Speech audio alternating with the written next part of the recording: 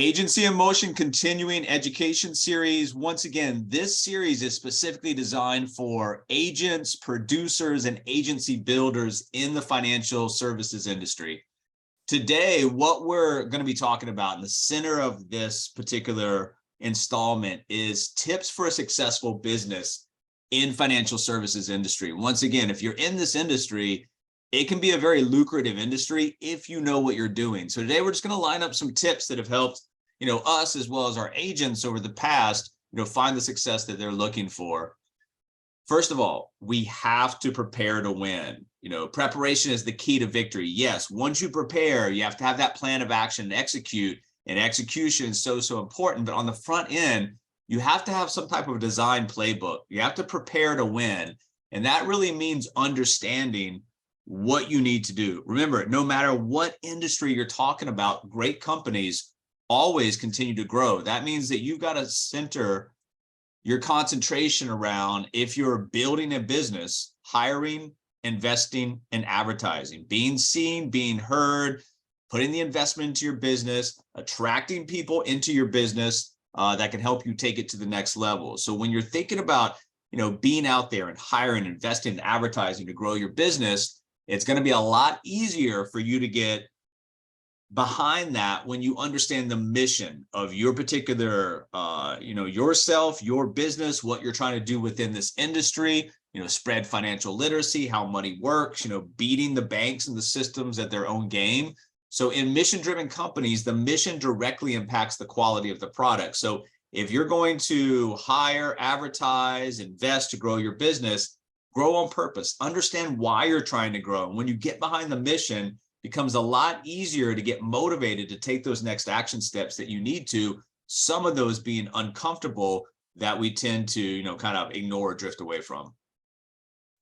Your success in this business is always loading. So just because we had one good week, one bad week, one good month, or one bad month, that's not going to be a determinant for going forward. Your success is always loading. So you have to understand that it's definitely not going to be a straight line. And you guys should understand that. It's going to be real messy. You're going to have good days, bad days. You're going to have terrible periods of time where you really feel like quitting.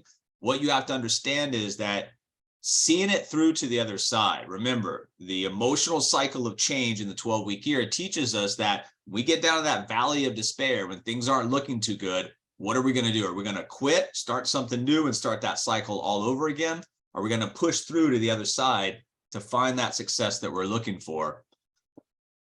Some things that will help you guys. You have to have a business toolbox. In other words, if you were, in any other business, you've got tools of the trade. Same thing here. If you A, don't have a toolbox, or B, don't know what's in your toolbox, or C, don't even know what should be in your toolbox, that's problematic. Remember, these tools in your digital toolbox that you have are going to help you grow your business. It's going to help you with time management, efficiency, all the things that we typically struggle with. These things will help us out with. So once again, a toolbox is very, very important. And then you need to learn to reach customers in more than one ways. Even if you have a great way right now, it's a one-lane road. You've got to have a multiple, 5-6 lane highway in order to reach your customers. So how are you reaching your customers? And really, this is all reverse engineered back to a very easy understanding. Who is my persona? Who do I want to consistently and constantly talk to?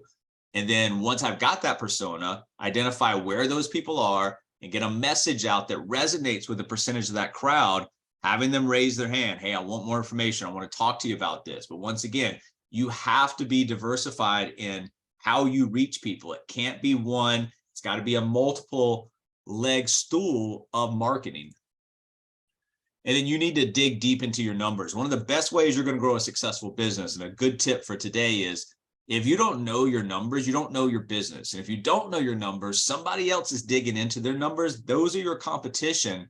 And if you don't, know your numbers and somebody else does, over time, they're going to crush you in this industry, because you have to make data-driven decisions, just like you ask of your clients, versus emotional ones. So you have to understand your numbers. And then the math of everything is really, really important. So it's not about, hey, I want to think about making X in the future. It's about, what do I want to make? And then how do I reverse engineer that down to what do I need to do today to reach that goal. Same thing you're mapping out for your clients. You need to be able to map out for yourself, and then also for your partners if you're building agencies. So the math of everything, knowing your numbers, knowing your business backwards and forwards, and how to make data-driven decisions to, maybe increase things that are working and shut off the things that are not working. But everything that you want, just like you teach your clients, is going to be found in the math of everything. You have to make strategic partnerships. So many people in this industry are reluctant to talk to other people, maybe in the industry, maybe they're vendors. What you have to understand is, even if you get on a meeting or on a phone conversation with somebody and you take one thing away from that conversation that can help your business, that over time will really help. I'm not saying take every meeting and talk to everybody, but if you look at what somebody has to offer and it looks exciting to you, it looks interesting to you, at least have a conversation with them. See if they can help you in any way. See if you guys can form a strategic partnership, but understanding that you don't have to go all the way with some type of a vendor or some type of a business. You can have upfront conversations. And trust me, I've learned great things that really increase the velocity of my business through this. Once again, be open to learning and creating strategic partnerships.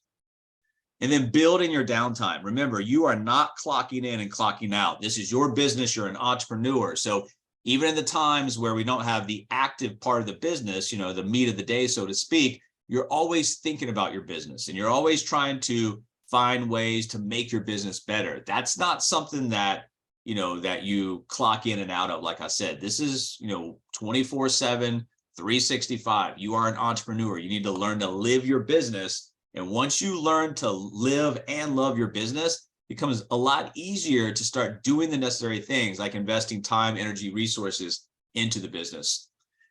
Develop a strategic plan. Once again, you have to prepare to win. And then once you have preparation, that leads into a strategic plan of action. What am I doing? Why am I doing it? When am I doing it? How am I going to do it?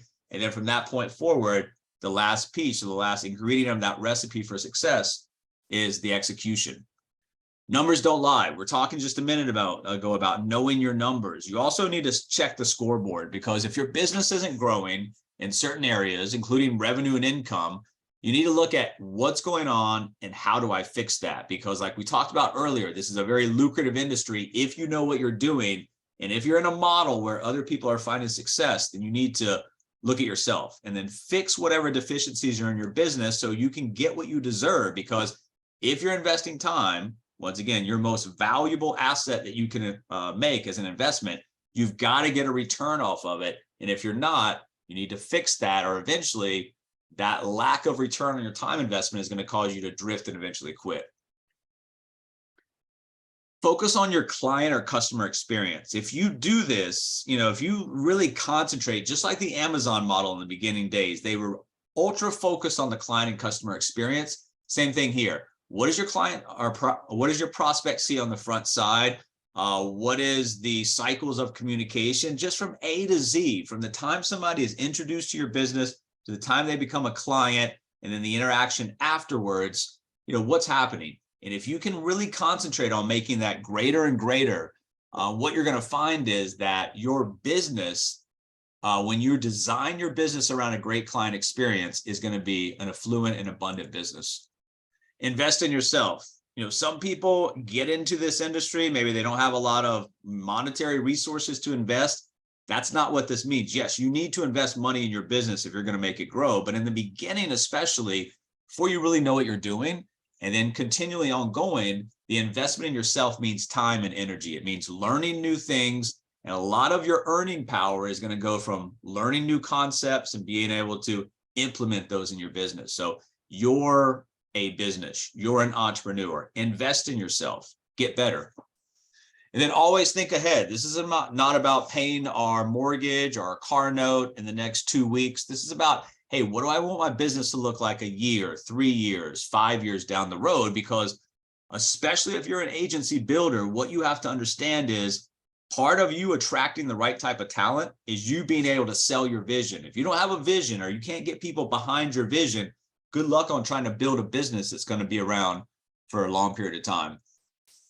Social media, guys, you have to focus on social media, not so much the direct pitch and sell. Focus on social media to do 3 things daily: build, engage, and then sell at the right moment to the right particular people. But the top 2, build and engage, that's a constant cycle. And the more that you're seen, the more that you're heard, and the more that you start to become like a level of expertise in certain areas, the more people are going to be willing to come ask you questions, more to put stuff on your calendar, to see it is that what really does this person have to offer and how can I benefit?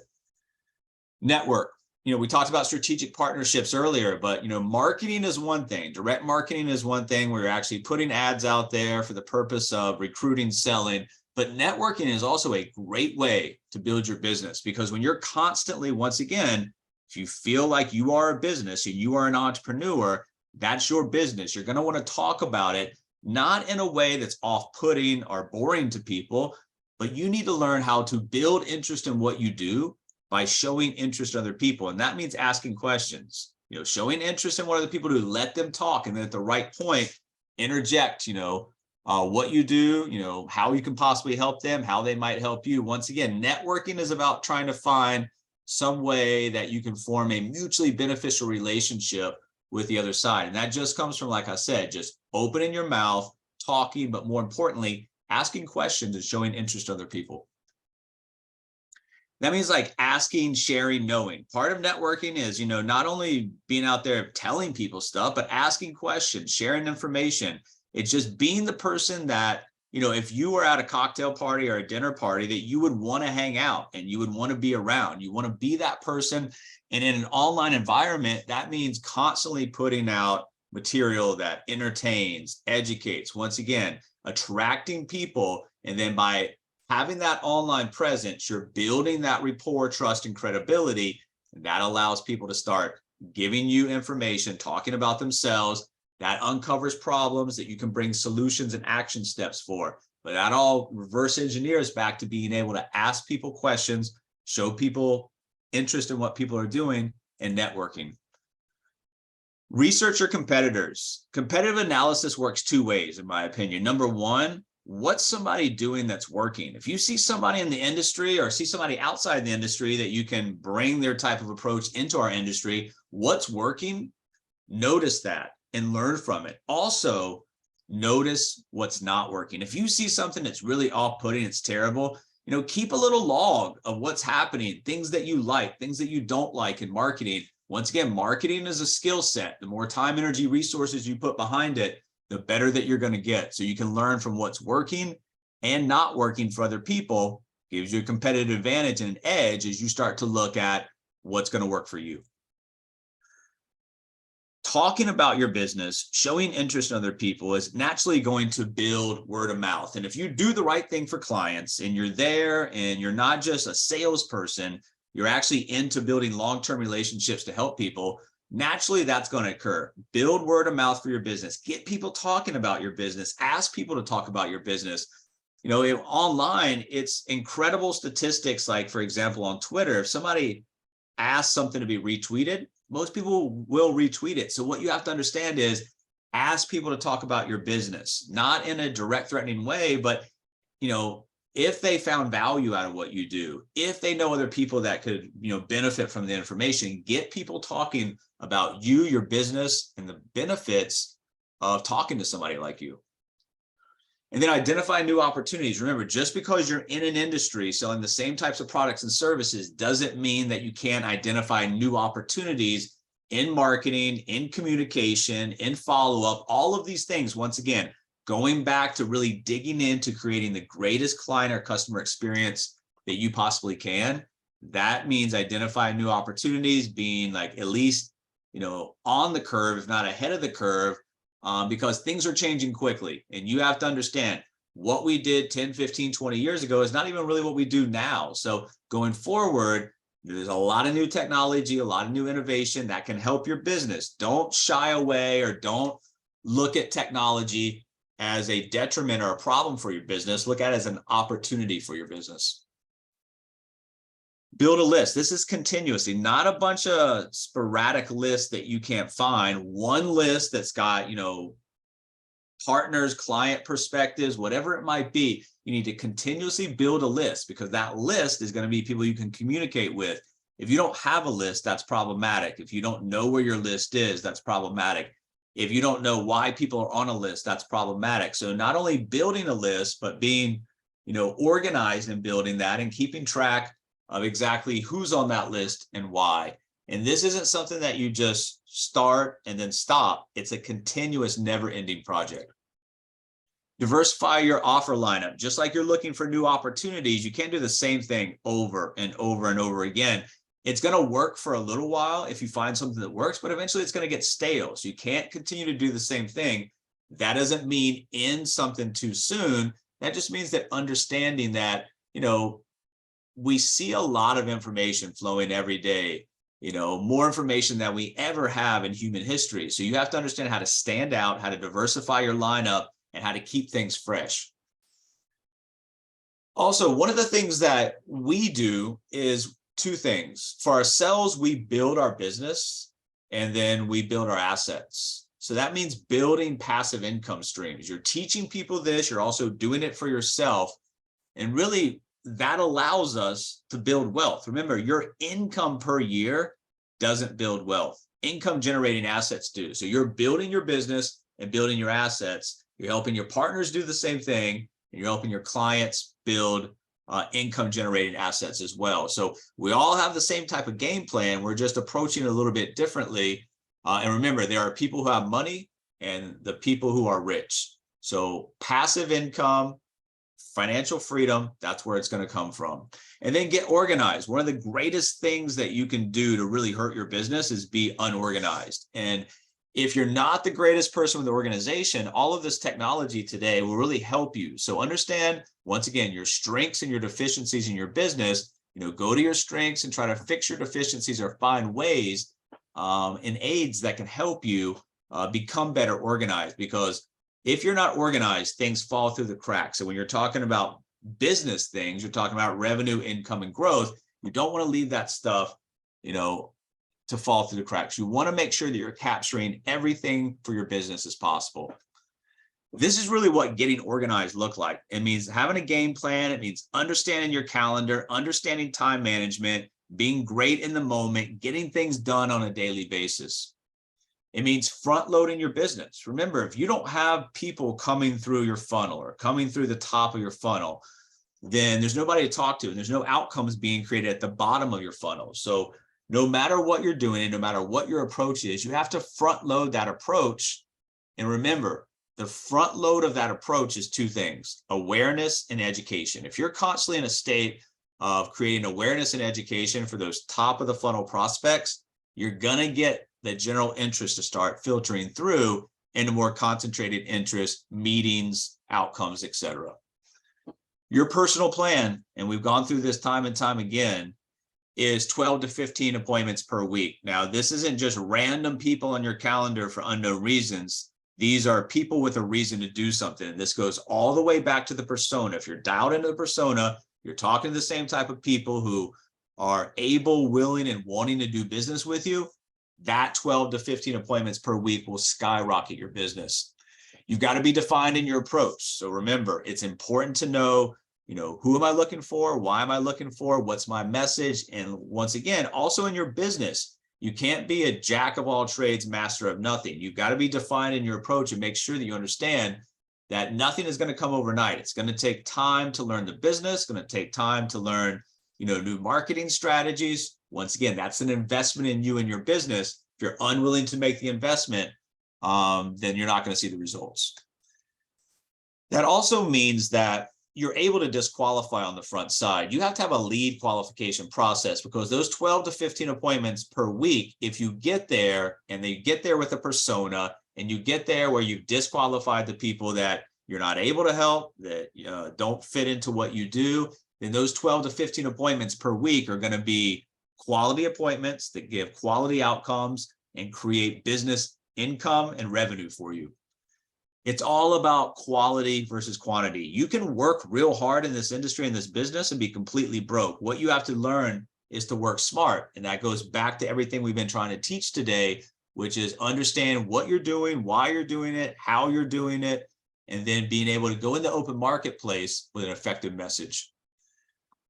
Also, a tip for building a successful business is, there's a lot of things that need to be done day in, day out. What you have to do is prioritize those so that you understand what's the most important thing, what's the absolute most important thing that I need to do today, and then schedule your time accordingly. The bookends, the 2020, that stuff that, yeah, I need to get done, but if I don't get it done, it's okay, I can get it done tomorrow. The meat of the day needs to be the stuff that we absolutely have to get done, that top tier activity, top tier priorities. And quite frankly, it's probably the stuff that's most uncomfortable that we don't want to do.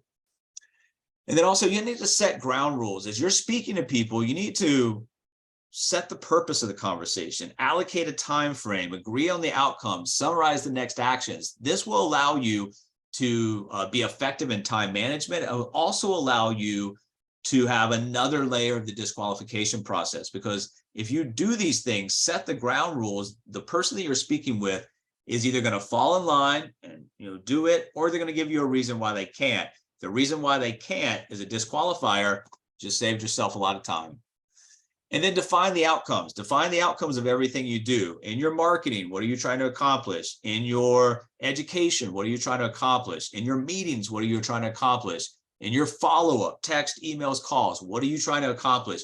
When you define outcomes, it's a lot easier to organize your thought patterns and your activities around those outcomes.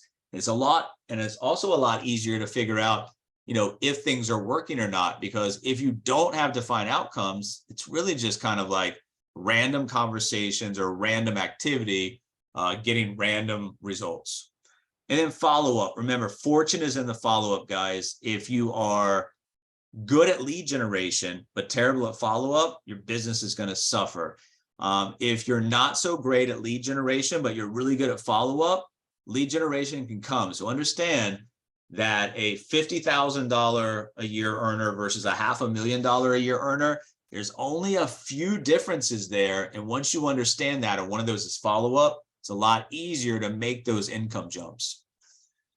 Understand the risk rewards of everything that you do, including doing nothing at all. So yeah, you can try to justify doing nothing, might have a short-term immediate gratification, but the risk of doing nothing is you're not going to build your business. You're not going to make money. You're going to fall behind your competition. So everything that you do, look at the risk reward and make sure that, it's in line. If it's not, then don't take the chance. Be creative and, problem solving, creativity. These are all the things that, artificial intelligence really can't replace. So some of those top job skills and business and entrepreneur skills going forward, as they always have been, the ability to solve problems, the ability to be creative in what you do, these are things that are going to be in demand for many years to come. Stay focused. And this means stay focused in what you're doing, stay focused in what you're trying to accomplish. And then don't, veer off and don't drift. You have to stay focused in what you do, because the more focused you are, the easier it's to get dialed into the necessary things that you need to do to build your business. You got to make sacrifices. If you don't make the sacrifices to build your business, building your business is going to be the sacrifice. The business itself is going to be the sacrifice. So understand that no matter what you want to do, there's a trade-off. You have to make sacrifices. If you want a successful business, it's going to take effort, time, resources, energy, activity, intensity, all of these things. But above all, it's going to take grit, the ability to see this through and not quit. And then paint the picture. You need to paint the picture for yourself of what you're trying to accomplish. You need to paint the picture for potential clients about, why you're the right person to talk to, how you can help them, that end outcome of what they're desiring. Paint the picture. Same thing with your partners. Part of painting the picture for your partners is understanding your vision. And like we said earlier, being able to sell that vision. Painting the picture also means for your clients. There's a lot of solutions out there. You need to be the obvious solution, not just a solution they can pick from, but the obvious solution. Same thing. If you're trying to attract talent, you're selling people your vision on the agency build out blueprint.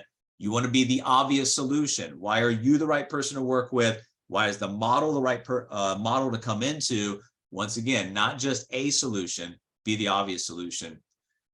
And then a final couple of tips for today, in order to inspire others to take action, You got to be excited. Remember, whether it's retirement, insurance, other assets, whatever it might be, people are going to buy into you first. And if they don't like you, if you're not creating energy, or you're not excited about helping them or working with them or what you do or how you help people, it's going to be hard to inspire those other people to take the next action steps. You got to be consistent. Remember, it's about the grit. You can't just start something and then stop, start, stop. You got to be consistent. You got to have, a continuous motion. Consistency and grit, are the key ingredients to the recipe for success. And then discipline equals dollars. The more disciplined you are towards what you need to do, the more money you're going to make. It's not a hard formula to understand. The less disciplined you are, the less money you're going to make. Another thing that we have to understand is this is a typical mindset that people have. They're always planning to do something tomorrow, next week. So remember, 5 phone calls today is way better than sitting around and thinking about how you're going to make 100 phone calls tomorrow. So once again, having these big things, I'm going to make 150 phone calls tomorrow because I didn't make any today. Why don't you start with making 5 phone calls? Understand, don't stack things up to the point that, you see it and you're unwilling to do it. Start small and build off of that. Small incremental, progress is going to be over time, something that builds huge results. And the power of referrals. If you want to help your business, and one of the biggest deficiencies we see in agents building a book or agents building agencies is the lack of referrals. If you've done something to help somebody out and they've recognized that value, then go ahead and ask for the referral, and not, hey, who do you know that you can refer me? Hey, who else do you know and care about that needs to know this information? Agency in motion, building, operating, and managing agencies in the 21st century. Brought to you by Millionaire Mindset Life.